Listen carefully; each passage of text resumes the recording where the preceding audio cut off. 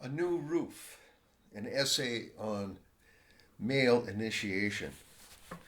This essay was published in Inroads, a journal of the soul, Volume 1, Number 2, Spring 1989. Between the dark, frozen months of December and February, contemplative people become even more introspective. And of course, with the holiday season, we give more attention to family obligations and relationships. I repeatedly find my attention focusing on the pubescence of my 13-year-old stepson. As I watch him sprout, shuffle, and shrug through the house in his gangly, graceful confusion, my involvement in men's mythological work becomes all the more poignant. In the past, I abstractly looked forward to the time when I could offer this boy a chance for initiation into the real world. I wanted him to find the emotional and spiritual force I have found helpful to me as an adult. The preoccupation with initiation has been prevalent in my community of men, but I have felt ambivalence toward ritualistic initiation. It seems that without any mythology, ritual would be wrong, although I have been a proponent for attempting some rites for boys reaching adolescence. Faced with the immediacy of his physical confusion, the emotional edge he is at, and my own relationship with him, I do have full-time parental relationship. My ambivalence and attention are dramatically magnified. During these past winter months, I was reading a variety of books and essays which, synchronistically, dealt with my concerns and the boy's development at many different levels. I kept one newspaper report about teenage suicides in Minnesota. According to the Minnesota Department of Health, after many decades of stability, the teenage suicide rate began to increase steadily in 1980, although 1987 was equal to 1986. 1986 was 3 times the rate of 1984 and twice the rate of 1985. This rate for the 1980s is 60% higher than that of young adults who previously had been more likely to commit suicide than teenagers. Also, the rate for boys is 4 times that for girls. In farm areas, the rate is lowest. It hasn't changed at all. So the teenage suicide rate cannot be attributed to the farm failures in this decade, as some have speculated. When I read such articles, I become concerned and self-conscious. I have twinges of guilt because I cannot spend more time with my family. I get to wondering if, as a stepfather, I'm doing a good job. I'm not morbid about our lives or relationships, and as far as I can tell, we have a healthy situation at home. But when I notice severe aberrations in life and death statistics, I do ponder the whys and wherefores. About this same time, I was reading Paul Redin's book, The Trickster, on Winnebago Indian trickster stories. In his commentary, Redin wrote, quote, "When they, the Winnebago, lost their belief in the efficacy of fasting, and the spirits no longer vouchsafed them visions, Winnebago culture rapidly disintegrated." End quote. When one tries to feel and comprehend our late 20th century culture, it seems that it is also rapidly disintegrating. Informational and sensory overload have become a critical problem for us. And since there is no time for silence or sensory fasting, we are suffering from a cultural implosion, with the very weight of our excesses killing us. Redin indicates every Winnebago child, male and female, fasted between the ages of 9 and 11 and tried to acquire what was to all intents and purposes a guardian spirit upon whom he could call in any critical situation throughout life. This acquisition of a guardian or protective spirit at puberty was one of the fundamental traits of Winnebago culture. Without it, a man was completely unanchored and at the mercy of events, natural and cultural, in their crudest and most cruel forms. End citation. In America, fasting is culturally accepted to produce a better personal image, to lose weight, or to clean out the body's various systems. Maybe some will admit to fasting for spiritual reasons, but never for mythological reasons. We no longer work consciously with mythological forces in our culture. Would calling on the spirit of Rocky Balboa make sense to an adult man? Would all the iron pumping and body shaping done in the name of a screen goddess's sacred videotape be mythological work? But in this culture, we have not consciously worked on mythological imagery. So I am not ready to relinquish my 13-year-old spiritual guidance to a pseudo-mythology in the guise of heavy metal posters of Whitesnake, Iron Maiden, and Guns N' Roses. The imagery and messages of these music groups energizes our young boys, and boys must acknowledge that this energy can be a mythological part of life. But we adults must also have thoughtful and energetic alternatives to offer the boys, which encourage life rather than destruction or even self-destruction. Americans, for the most part, have lost their mythological basis for living.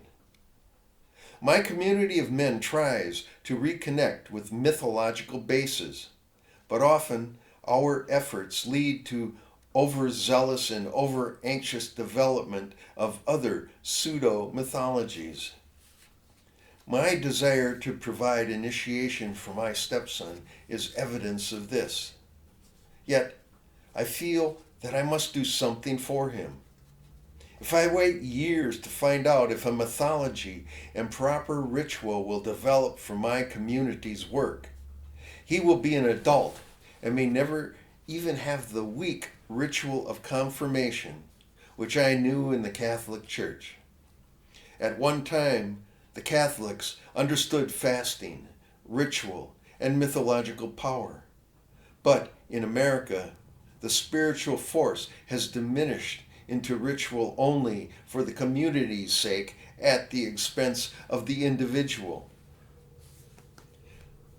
Carlos Castaneda warns in his book, The Power of Silence, quote, "Ritual can trap our attention better than anything, but it also demands a very high price.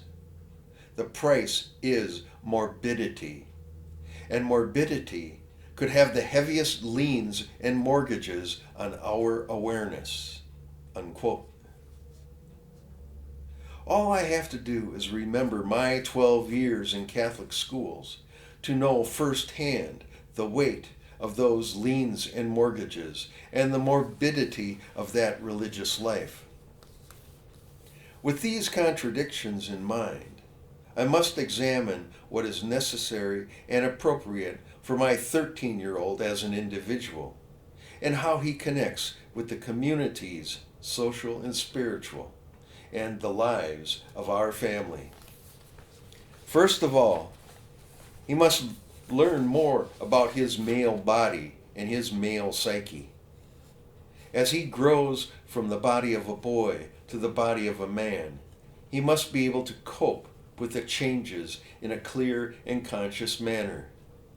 To be clear and conscious, to be aware and attentive to himself, he will first need attention from older men who can teach him to use his own attention. Secondly, he will need help and attention from the depth of his own psyche, from a sort of guardian spirit, or the Holy Spirit of the Catholic Church, which can work in and through him. Since neither I nor my friends can control or want to control the inner spirit of boys, we have to let the Spirit do its own work. But what do we do on the outside so that he is prepared for the guest, as poet Kabir calls the Spirit? Robert Bly, in his work with men, and Joseph Chilton Pearce, in his book, The Magical Child Matures, say that older men must activate the emotional body of boys. That activation must be deliberate and conscious. If it does not occur, as a people, we will have a teenage suicide rate for boys that will continue to rise. Pearce has shown that emotional growth can take place only when an individual is exposed to a model who has previously experienced the process himself.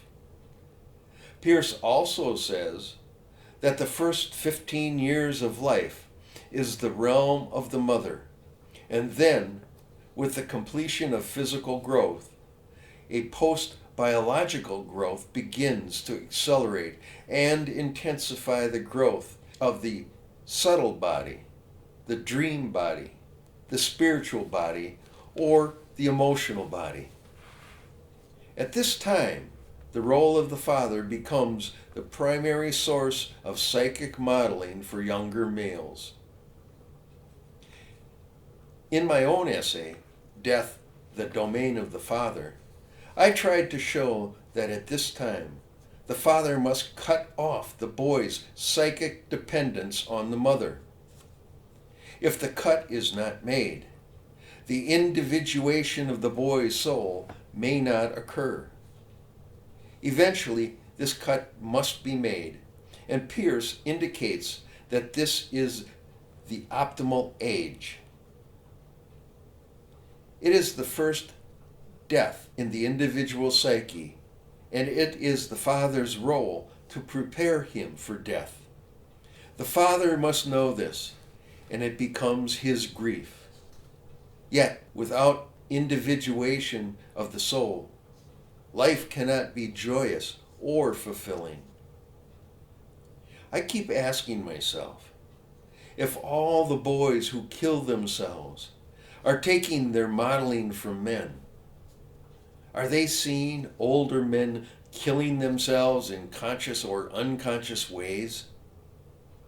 Or do the boys have no models at all? And are they unable to comprehend life as a legitimate possibility for adult men? Are they, who are seduced only by the possibility of death, so emotionally bankrupt or psychologically and spiritually ill-equipped that they find suicide as the only legitimate way of expressing their individuality? If the answer is yes, then there is obviously no inner spirit, Holy Spirit, or guardian spirit encouraging life for them. This emptiness also means that no older men have activated the boys' emotional bodies. The inner spirit can only manifest itself through the emotional body. What are our obligations as adult men and how do we fulfill them? If we are to activate the young males, we must understand ourselves, our own processes, and the confusions of adolescence. We must have worked through our own confusions and grown into more emotionally mature adults. Many men will admit that they have not reached a comfortable level of maturity, so the answer may not be as automatic as it seems. If we are to be models, we must first of all be in the physical presence of the boy. According to Pierce, any activation can only happen with a physical presence. Secondly, we must consciously and deliberately address with the boy the very basic components of human existence, that is, life, death, sex, relationship, the world of soul, and the world of spirit. Possibly so many men have difficulty telling their sons about the birds and the bees because instinctively those men know it is only part of what they should tell the boy.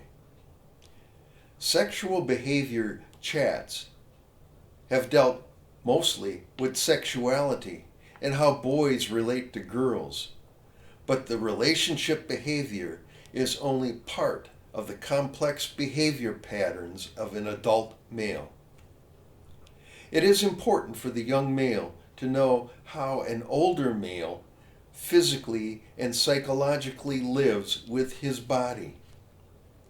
Every man I have ever known behaved differently in the presence of a woman than he did when he was alone or in the presence of other men. His behavior is different at both the physical and emotional level. Sometimes the changes are exaggerated, sometimes not.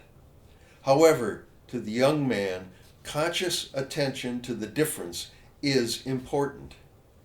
He must learn the complexity of his different behaviors, for their effects create stress and fear in him. Adult men must be intimate proof that these stresses need not be terminally destructive.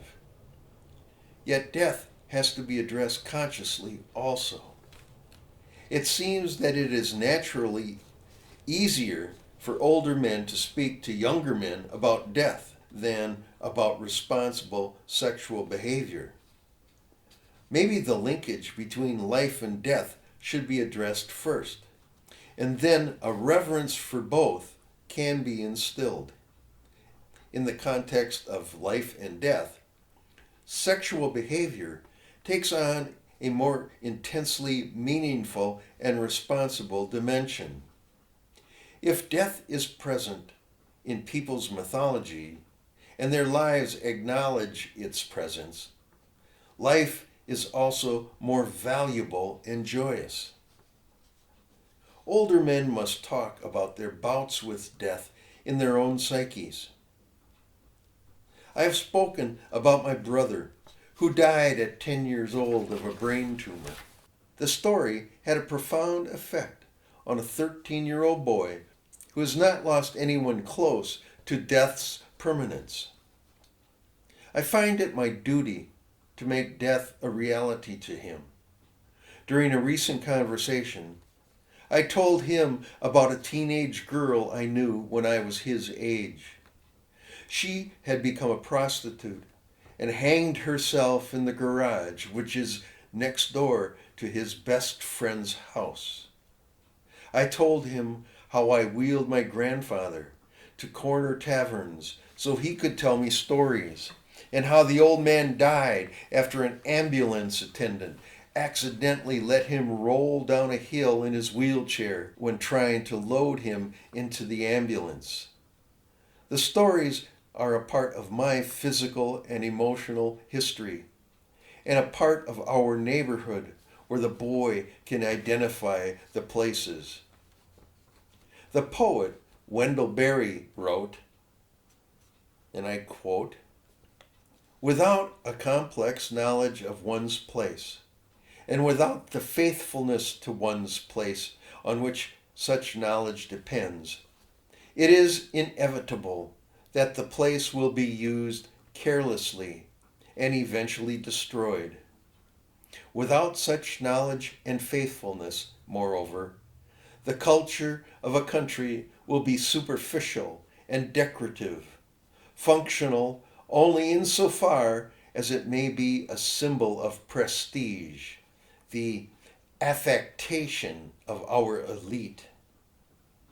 End citation.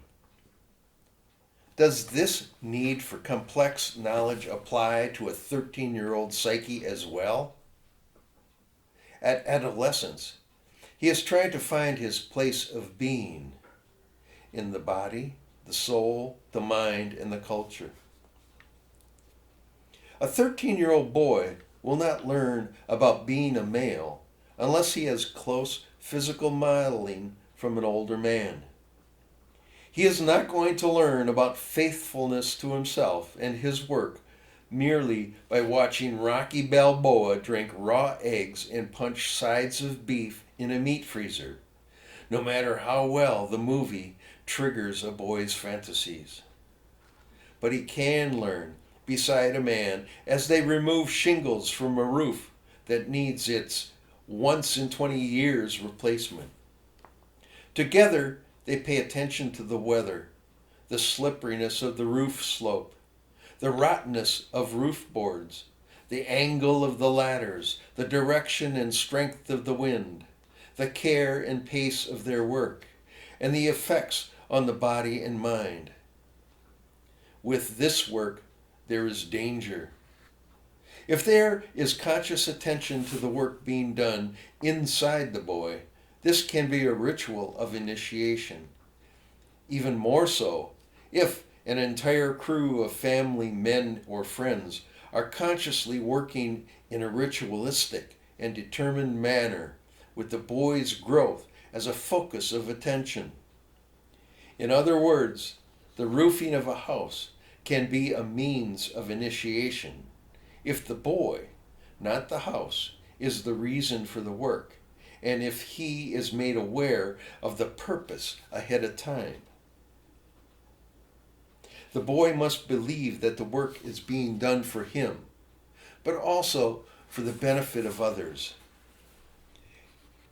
It must be work foreign to his regular routine. He will remember the smell of the attic air as it escapes through roof boards. He will remember the vertigo as he leans over a rain gutter to spit on the lawn. He will remember the smell of men working in the beating sun. He will know the conviction and the determination of men who insist on completing a task despite physical weariness or cultural pressure to hire someone else to finish the work. The very tedium of roofing, the strain of hammering nails for hours, the unusual mode of access to a roof, the environmental concerns of weather, height, dehydrations, and blisters are key ingredients to the success of the work as ritual. Suddenly, the danger and tedium are allies in the ritual forces of initiation. They force the boy to an encounter with his own limitations. Here he is, so to speak, at the realization point of soul, all of its individuality being dependent upon various limitations of the body, mind, behavior, and psychological history. But this is not enough. The spirit has not been introduced, and initiatory work must include spiritual work. For me, the soul is to the spirit simply the way a photon is to an electromagnetic wave. The initiate must be introduced to spirit. By consciously putting the youth under physical and emotional stress, by channeling his attention onto an unfamiliar task, by exposing him to the weather, older men prepare him for the introduction to the spirit inside himself. When faced with things unfamiliar, the youth ultimately is facing himself. In our non-mythological culture, I believe that the best way to do the introduction is by instructing the youth to pay attention to his dreams on the nights after his days working on the roof. Dreams are the imagery of personal myths, according to Joseph Campbell and Carl Jung. Stories should be told before sleeping. Old stories, personal stories, or fanciful stories of great imagery. After a day of exhausting work, the body, physical and emotional, hears stories in different ways than if heard in the familiar, non-interactive language of radio and television, or even the homeside dinner conversations. Stories sensorially mingled with sweat, asphalt, the wounds from roofing nails, or the hammered, throbbing thumb carry a weight to the psyche and an impact which can condense the young psyche into a more powerful and self-knowing essence. Then the spirit can enter or emerge to manifest itself through dreams and their imagery at the limitations of the soul. Just as light passes through a prism, the dreams are the individual colors of that light, for the prism is the limit of the soul and the transformative boundary of spirit. It seems essential for the youth to discuss or at least verbalize the dreams with an older man in the morning, thus bringing the spirit into the plane of his daily life. And the grown man must be known and trusted by the growing man. I would emphasize that all the men working with the boy should be known to him, and that a relationship between them should be expected for the future. This affirms the boy's connection to that community of men. Through this intentional process, older men introduce the adolescent to his male body and to the spiritual force inside him. In the simplest form, that is initiation. Since we in an urban American culture have no consciously active mythology, we must find a way to work as if we did. Joseph Campbell said that there are 4 essential functions of mythology. The first is to elicit and support a sense of awe before the mystery of being. It must also render an image of the universe that will support and be supported by this sense of awe. Mythology must then support the current social order and integrate the individual organically with his group. Finally, it is essential to initiate the individual into the order of realities of his own psyche, thus guiding him toward his own spiritual enrichment and realization. Since my community of men is still trying to identify its mythology, I believe that when I deal with my 13-year-old boy, I must keep Campbell's words in mind and identify the processes which move the boy toward his own individuation in this culture and in our community. I will not roof our house, it's been done. But the task may be a canoe trip, or a week of cutting trees for lumber, or it could be a vision quest in the manner of the Native Americans. But there will be basic components. Older men must intentionally hold the boy at the center of their attention. The boy must know either exhausting exertion or deprivation of nourishment so that his body is neither comfortable nor in a familiar state. Finally, the older men must help him readjust to the familiar world as he returns. Only when there is intentionality and true concern for the boy, and not the fantasies of older men or the culture, can there be true initiation. Wendell Berry wrote in his book, A Continuous Harmony, that, quote, the process that produces astronauts may produce soldiers and factory workers and clerks. It will never produce good farmers or good artists or good citizens or good parents. Unquote. The former group spends its time on the products, the material, and the physicality of human growth, often at the expense of the spirit.